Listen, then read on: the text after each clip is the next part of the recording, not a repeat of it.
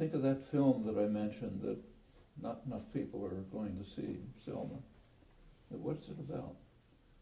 It's about the one of the later steps in a creation of a huge mass popular movement which compelled a very reluctant government to pass some limited rights that should have been available centuries earlier, but they did pass them. If you had asked, say, in 1960, what can you do about these things, the answer would have been nothing. It looked possible, but a couple of people did try to do things. A couple of black students sat in at a lunch counter in Greensboro, North Carolina, immediately arrested, of course, could have ended it, except that a couple more came back the next day.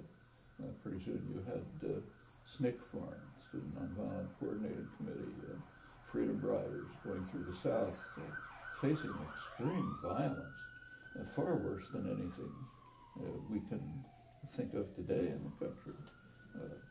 Killing, murder, all kinds of attacks, but they kept coming. And the greatest courage was the black rural people who were willing to dare to get to register to vote.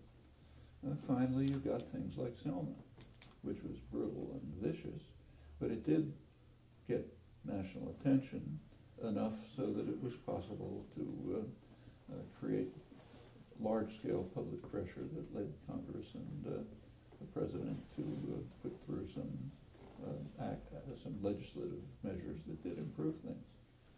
Things are much better than they were in many respects. So right now, the surveillance is really awful stuff, undoubtedly.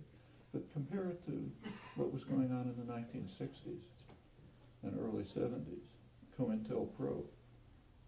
Nobody talks about that very much, but that was a program run by the National Political Police, the FBI, under 4 administrations.